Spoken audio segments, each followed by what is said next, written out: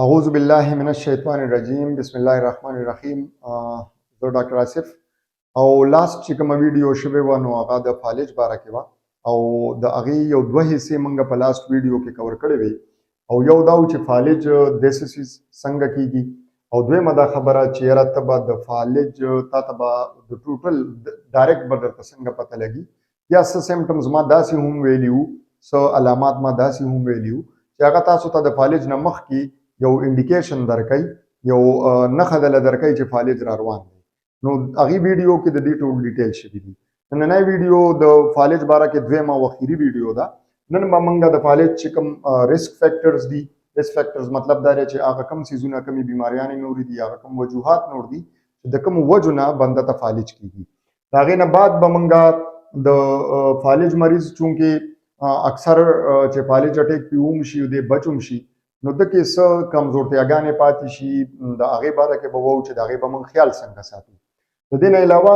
یو بل څیز دی چې څه ته فیشیل پالسي یا بیلس پالسي وایي دا موږ اکثر فالج سره یو ځای کوو او حالانکې دا فالج نه دی، دا د نرو د فیشیل نرو د مخ ته یو رګ راغلی دی او د هغې یو بیماري ده. دا درې خبرې به انشاءالله نن ډیټیل کې وو او په دې باندې به تاسو پوه شئ. لومبای خبره دا ده چې یاره ریسک فیکټرز څه دي، کم څیزونه دي چې هغې د وجې نه موږ ته فالج کیدی شي او د کومو څیزونو چې موږ دا داسې څیزونه دي ټوټل زیاتتر چې د دې موږ خیال ساتلی شو او هغه موږ کنټرول کې راوستی شو او موږ پې د فالج نه بچ کیدی شو. لومبی خو ایج دی نو ایج خو چونکې زموږ کنټرول کې نه دی، عمر دی، عمر تیریږي او بنده چې کله هم د 60 سال نه په بره کېږي نو د ده د فالج چانسز ډېرېږي. دویمه خبره که تاسو وکتل نو بلډ پریشر دی. د کومو مریضانو چې بلډ پریشر وي هغوی ته د فالج چانس ډېر زیات دی او خاص الخاص که تاسو په تیر ویډیو کې زما کتلي نو ما د فالج دوه مین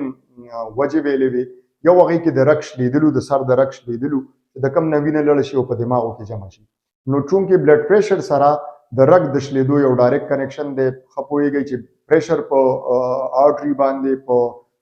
رګ باندې پریشر راشي کله نو دی به شلېږي. نو تاسو که کتلي نو د فالج د مریض ما چې څومره هم مریضان تر اوسه پورې کتلي نو د هغه هغه ټایم که تاسو بلډ پریشر نوټ کړو د دې اټیک دوران کې یا د دې نه یو 15 منټه مخکې وروستو نو دا اکثر د 200 نه بره وي. نو بلډ پریشر مین یو وجه ده د فالج د راتلو. بیا کولسټرول واز دا په وینه کې ما تاسو ته ویلي چې د فالج یو وجه رګ بندېدل دي او د رګ بندېدو غټه وجه چې کوم دی نو هغه دغه واز ده، دغه فیټس دي، دغه کولسټرول دي چې کوم ستاسو د سر رګ بند کي او د هغې د وجې فالج وشي. بیا دې کې شوګر دی. شوګر هم د فالج دپاره یو ریسک فیکټرز دی او په شوګر باندې خو زه آلریډي ډېر ډیټیلز ویډیو ما کړي دي، په دې باندې زه ټریټمنټ هم فري کوم.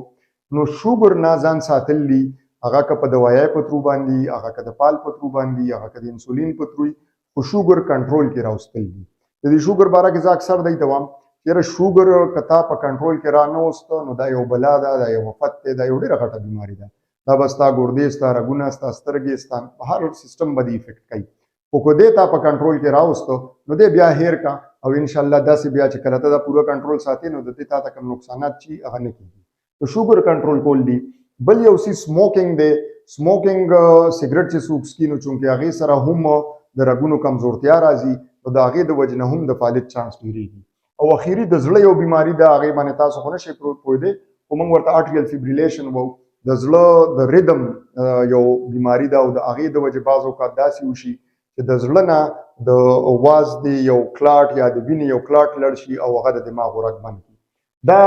5-6 څیزونه داسې دي چې که د دې موږ خیال وساته، د بلډ پریشر، د شوګر، د کولسټرول، د سموکینګ موږ بس کړو نو د فالج چانسز به ډېر زیات کم شي. او په دې باندې کوشش پکار دی ځکه چې که تاسو فالج ته سوچ وکړو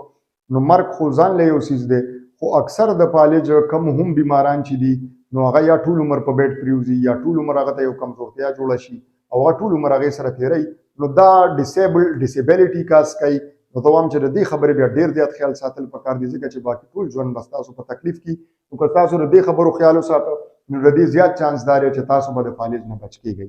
بیا مین خبره دا ده چې فالج چاته وشه، اټیک په هغه باندې راغی، د هغه ټایم سره یا ټریټمنټ وشه یا ونه شه، هغه یا پارټلی ریکور شه خو څه ناڅه په هغه کې ډیفیکټ او ابنارملیټي پاتې شوه. د هغه ابنارملیټي سره به هغه ټول عمر تېروي، هغه وخت سره ښه کېږي خو د هغې دپاره د ښه کېدو دپاره هم څه پکار وي. مثال تاسو له زه دا در کوم که چېرې فالج کې ستا مرای یا مخ ووالی شو او تا ته په خوراک کې مسلې نو د دې لپاره بیا هغه ته سپیشل ډایټیشنز دي چې هغه سپیشل خوراک زیات تر پاغي کې لیکویډز دي د اوبو په شان خوراک مثال جوسز وغیرہ شو یا الټرنیټیو کوم آپشنز دي یا د هغه ایکسرسایزز شو نو دا لازمي دي یا که تاسو کتلی کې فعالیت سو کول د خولې مسلې سپیچ مسلې د خبرې نشي جنریټ کولې د کولې نشي یا کولې شي نو هغه پراپر په سیکوینس کې ني ځکه چې تاسو ته ما ویلو چې دا د دماغ مسله ده په دماغ کې داسې ایریاز دي چې څه خبرې مستا आवाज راو باسي هغه ته یو بروکاز ایریا ده یو بل ایریا ده چې سستا بیا د خبرو کې کم ریدم جوړیږي او ته د خبرو با مقصد کمې خبرې کې نو دا هم د دماغ په کنټرول کې دي نو کچري سپیچ کې د مسلې نو سپیچ تھراپیست موجود دي هغه له وزټ پکار دی او دا سپیچ تھراپیست سره چې سیشنز علي نو ستا سپیچ تھراپی ستا سپیچ چې کوم نه دا به امپروو کیږي بیا که تاسو کتلی نو اکثر د پالج مریضان زمونږ زیات تر یال وي لیفت ساید الټا ساید ولا وو سم ساید ولا وو لاس وو یا خپو ولا دا سيزونه هم کمزوري پاتې شي او دا غي د لپاره فزیوتراپیست دي چې هغه د پراپر ایکسرسایز کوي لازمي نه ده چې بندري فزیوتراپیست له پوخ لړشي خو یو ځل وزټ لازم پکاري چې هغه ته د ایکسرسایز طریقه وخی او بیا تا هغه پکور کې پرمننټلی مطلب روټینلی فالو کې نو ان شاء الله د ډیرو کمزورتیاګانو امپروومنت خکېدل چې کوم دی هغه طاقت واپس لګ راتل هغه د ایکسرسایز سره کیږي بل خبره که تاسو غټه نوٹ کړي نو د فالج مریض تقریبا جز د ډیپریشن مریضو می د دماغ مریضو می ځکه چې انسان ته فالج شي دا یو ځای پرمننت هغه تخکاری شي د ډیر وخت لپاره کمزور شي یا هغه باتروم ته دتلونی یا هغه د چای کپ د نیسلونی یا هغه د وبوس کولینی څومره خبرې دي نو دا بنده بالکل سټرس کې او ډیپریشن کې چې را د بټول عمر دې سره څنګه تیرو موضوع خدا سه هم نه او داسې شو اینڈ سو ان د بنده په ذهن کې خبرې راځي نو سایکوتراپي د لپاره لازمي ده چې د باقاعده منده کونسلز کې د ټایم ورکی او د سایکوتراپیست سره سیشن والی هغه سایکوتراپي تاسو کورم کولای شي هغه سایکوتراپي ملګریم کولای شي هغه سایکوتراپي ډاکټروم کولای شي هغه بیسیکلی سایکوتراپي مطلب دا چې هغه زلور کول دي هغه د ډیپریشن او سټرس نه یخکل دي چې او یخکل سدي هغه کدا ایکسرسایز او دا سيزونه کوي نو ان شاء الله تعالی د فعالیت زیات تر مریضان په دې باندې ریکوري تراشي خو یو بل سیز دی چې کوم منګه اکثر فعالیت سره مکس کوو فیشیل پالسی ورته وي فیشیل پالسی بیلز پالسی ورته وي د مخ لکوا ورته وي او دا یو بیل مرض دی دا په ماشومانو کې کېږي ماسو ماشومان د دلی چې فیشیل پالسی ورته شوی دا نو لویو ته کېږي ایج مطابق نو دا لګ د دغه نه بچکول دي په فیشیل پالسی کې خاص خبرې سدي چې کوم دا د فالج نه د سټروک نه لري کوي نو هغه درته وام یو خبره خدای چې په فیشیل پالسی کې به صرف مخ سر اندازي دي کې فور هډ چې ست مونږ تندې وو په دې باندې به اثر ني د مخ باندې سره صرف په مخ باندې به اثري دویمه خبره دا چې د به زیات تر یو سایډ اثر اندازي دواړه سایډ به ني د مخ په یو سایډ باندې به د لکوي اثر به په بل باندې به ني کدرېمه خبره تاسو وګورئ نو د ډروپینګ اف د آیلیډ وکیږي د استر ریزه چې کم نه دا به داسې پکاته باندې معمولی راغلي بل خبره که تاسو وکړئ نو دنه به ډرولینګ کیږي زیات تر د خولې د سایډ با چې کم سایډ ته فالج نو دی په لاندې باندې راغلی او دا به د دینه باقاعده به